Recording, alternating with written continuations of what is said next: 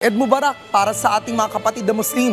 Kahapon, pinagdiwang sa buong mundo ang Eid al-Fitr o ang pagtatapos ng buwan ng Ramadan at maging ang mga hindi Muslim ay nakaisa rin sa pagdiriwang na ito. Let's all watch this.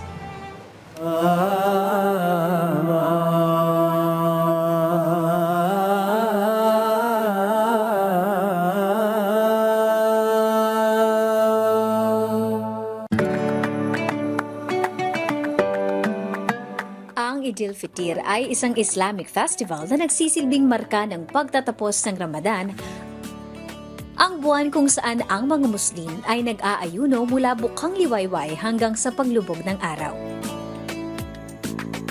Ito ay ipinagdiriwang kasabay ng unang araw ng Shawwal, ang ika-10 buwan sa lunar calendar. At ito ang unang araw kung kailan maaaring kumain ang mga Muslim during daylight hours matapos ang kanilang pag-aayuno.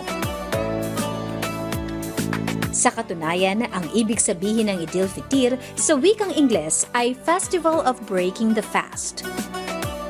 Dahil dito ay nag-organisa ng isang open house celebration ang Embahada ng Malaysia sa Pilipinas kung saan imbitado ang kahit na sino upang makisalo sa kainan at makiisa sa selebrasyon ng Eid al-Fitr.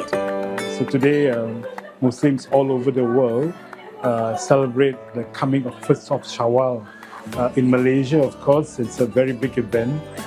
Being a multiracial, multi-religious society, we have open house concept in Malaysia where we invite all our friends, families from all walks of life to join in the merrymaking. It's why today we have, as you know, Sari-sari ang dumalo dito mula sa iba't ibang industriya at sektor.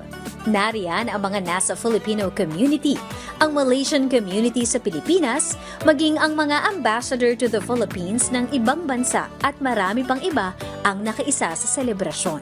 Very grateful to the support of the Embassy of Malaysia here in the Philippines, led by His Excellency Ambassador Dato Malik Nagbil Castellano bin Anthony, for engaging all the Muslim community here and also the stakeholders from the halal sector na magkaisa-isa po tayo ngayong Holy Month of Ramadan at ipagdiwang po yung Eid al-Fitr. Sa pamamagitan ng Eid al-Fitr ay naipapakita ng mga Muslim ang kanilang pasasalamat kay Allah, lalo na sa mga biyayang ipinagkaloob niya sa kanila. happy Eid Mubarak, and we all learn to love and of course understand and of course live in peace and unity. Assalamualaikum warahmatullahi wabarakatuh. Thank you. Maraming selamat.